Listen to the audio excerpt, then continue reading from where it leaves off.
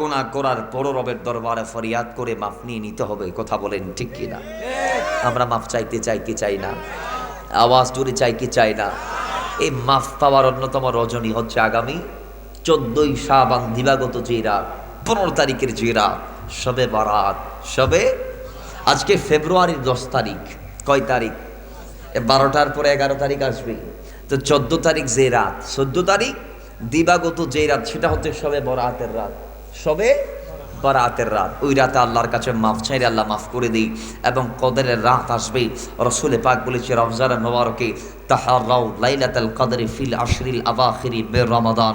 আল্লাহর হাবিবের এলান, নবী সাল্লাল্লাহু আলাইহি ওয়াসাল্লাম বলেছেন যে তোমরা লাইলাতুল কদরকে রমজানের বেজুরের যে রাত আছে শেষ দশকের, ওই রাতগুলাতে তালাশ করো। তো সে বেজুর রাতগুলা, শেষ দশকের বেজুর রাতগুলা কোনটা কোনটা? 21শে রমজান, 23শে রমজান, 25শে রমজান, 27শে রমজান, 29শে রমজান। একটু জোরে বলেন সুবহানাল্লাহ।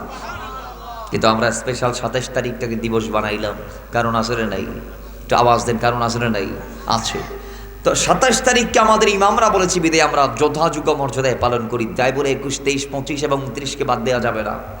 চেষ্টা করবেন অন্তত 12টার রাকাত হলেও শেষ দশকের বেজুর রাতগুলাতে নফল নামাজ পড়তে। কারণ রাসূলুল্লাহ বলেছেন যে একটা সময় আল্লাহ জানিয়ে দিয়েছিল আমাকে, পরে আল্লাহ আমার অন্তর থেকে সেটা উঠিয়ে নিয়েছে উম্মতের কল্যাণার্থে।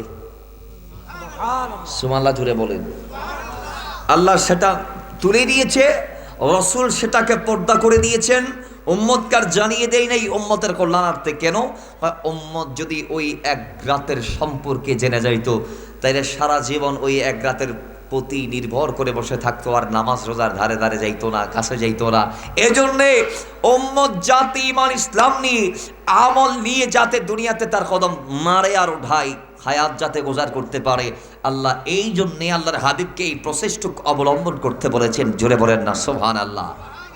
তো সেই রাত বান্দা যদি আল্লাহর দরবারে ফরিয়াদ করতে পারে, মাফ চাইতে পারে, আল্লাহ মাফ করে দিবে। আল্লাহ কি করে দিবে? একটু জোরে বলেন, আল্লাহ কি করে দিবে? একটা রাতের দাম হচ্ছে 1000 মাসের চেয়ে বেশি। লাইলাতুল কদরে খায়রুম মিন আলফি শাহর, 1000 মাসের চেয়ে বেশি, অর্থাৎ 84 বছর, প্রায় 4 মাস। সুবহানাল্লাহ পড়বেন না? তাহলে ওই রাতে আল্লাহর দরবারে মাফ চাইলে আল্লাহ মাফ করবে। এজন্য আল্লাহর কাছে মাফ চাইবেন। বাবারা আমার, আল্লাহ সুবহানাহু ওয়া তাআলা নিজে ইলান দিচ্ছি, এ বান্দা শুধু তা নয়, হুয়াল্লাযী ইয়াকবালু তাওবাতা আন ইবাদিহি ওয়া ইয়াফু আনিস সাইয়্যাতি ওয়া ইয়ালামু মা তাফআলুন। আল্লাহ পাক ডাক দিয়ে বলে, তোমরা কি আমি রব রে চিনোনি? আমি তোমাদের ওই রব, যে রব তোমাদের তওবা, তোমাদের প্রত্যাবর্তন কবুল করে নেই।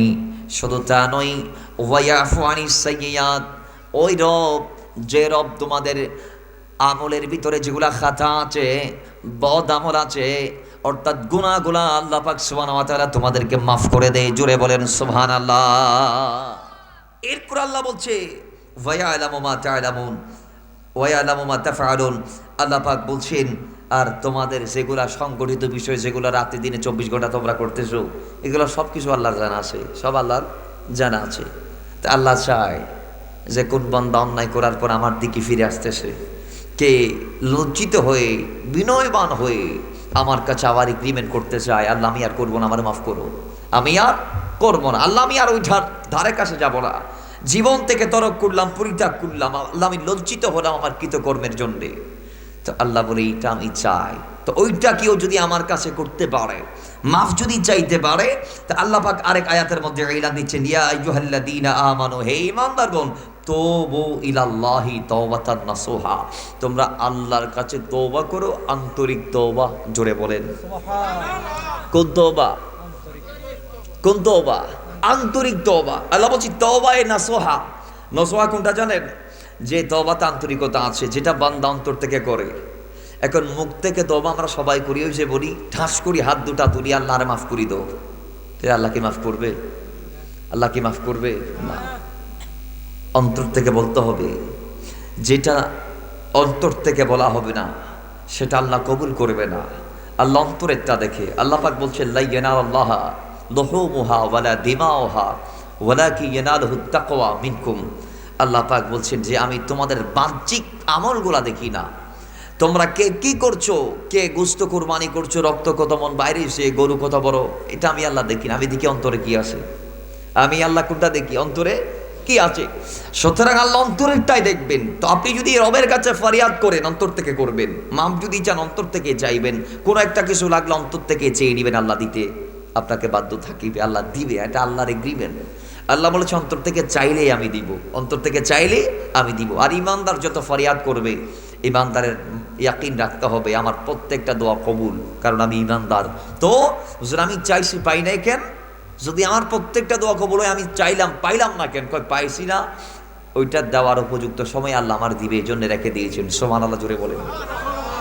সমাজে ছোট বাচ্চা আছে না, এরা ভালো মন্দ বুঝে, তো না বুঝে অনেক সময় ছুরি দেখার পর দৌড়ি যায়, দৌড়ি ফেলছে। এখন মা বাপ কয় আকল এটা দিয়ে দেয়, গাড়ি নিছে, এখন ফোলা কাঁদতেছে, তো ফোলা কান্দি কান্দি ফালাই মরি যায়, কিন্তু আব্বা আম্মা ছুরি বাচ্চার হাতে দেয় না। কেন দিচ্ছে না?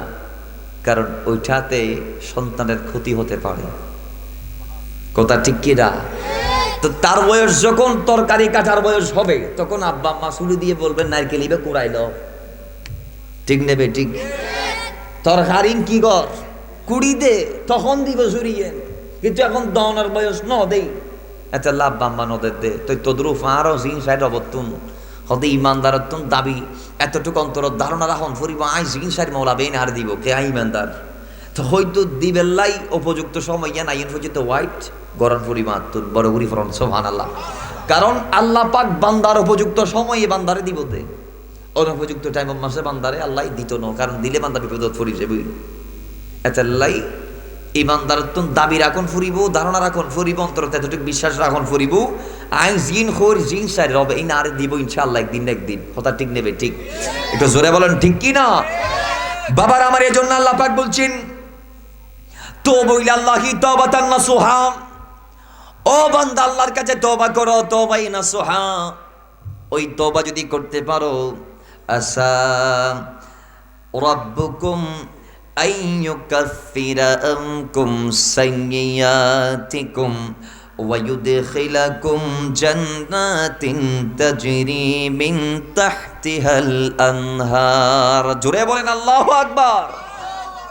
আল্লাহ বলে যদি এই অন্তর থেকে মাপটা চাইতে পারো, তাহলে আশা করা যায় আল্লাহ মাফ করে দিবে। আসা রাব্বুকুম আইয়ুকাফিরা আনকুম সাইয়্যাতিকুম, আশা করা যায় আল্লাহ কি করে দিবে? মাফ করে দিবে। ওয়া ইউদখিলাকুম জান্নাতিন তাজরি মিন তাহতিহাল আনহার। আর আল্লাহ যদি মাফ করে দেয়, তাহলে জান্নাত অবধারিত। কোন জান্নাত জানো? ওই জান্নাত যে জান্নাতে বান্দার কদমের নিচ দিয়ে পানির নহর প্রবাহমান, চলমান, প্রবাহিত হচ্ছে, যাইতে আছে, যাইতে আছে। একটু জুড়ে বলেন না সুবহান। আজকে আমরা দেখছি দুবাই সরকার বড় বড় ইমারত বানাই। বুর্জ আল আরব একটা আছে দুবাইতে, যেটা সাগরের মাঝখানে বানাইছে, লেকের মাঝখানে, কির মাঝখানে, পানির মাঝখানে। ওইটার আর আন্ডারগ্রাউন্ডে যদি আপনি যান, দেখবেন যে গ্লাস আপনার কদমের নিচে, আপনার কদমের নিচে গ্লাস, সাইডে গ্লাস, ওইদিকে পানি যাচ্ছে আসছে, এখানে মাছালি নড়ছে, আপনি গ্লাসের ভিতর থেকে দেখতেছেন। তো এগুলা আল্লাহর কোরআন আয়াতগুলাকে দেখে দেখে বানিয়েছে তারা, যে আল্লাহ বলছে জান্নাতে যদি যাইতে পারো তাহলে দেখবা ওই জান্নাতে ওয়াইদখিলাকুম জান্নাতিন তাজরি মিন তাহতিহাল আনহার, ওই জান্নাত আল্লাহ তোমার কদমের নিচ দিয়ে পানি প্রবাহিত করবে। জোরে বলেন সুবহানাল্লাহ। তার মানে গ্লাসেরও জান্নাত আছে। কিয়ের জান্নাত? গ্লাসের জান্নাত। বাবার আমার আসো, আল্লাহ কারে কারে মাফ করে দেই আমরা একটু জেনে নেই। আল্লাহর কোরআন আমাদেরকে জানান দিচ্ছে, দুনিয়ার মানুষ তোমার গুনাহ যত বড় হোক না কেন, নৈরাশ হওয়া যাবে না। কি হওয়া যাবে না?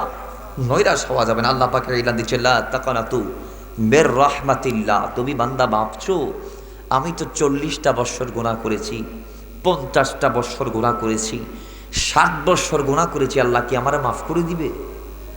বাবার আমার আল্লাহ বলছেন লা তাকানাতু মির রাহমাতিল্লাহ। ও ইমানদার, নৈরাশ হওয়া যাবে না, আশা ছাড়া যাবে না, আশাহত হওয়া যাবে না। আল্লাহ পাক ইন্নাল্লাহা ইয়াগফিরুয যুনুবা জামিআ, আল্লাহ পাক বলছেন আমি তোমার ওই রব, যে রব তোমার সমস্ত গুনাহ একদিন না একদিন মাফ করে দিব। জুড়ে বলেন সুবহানাল্লাহ।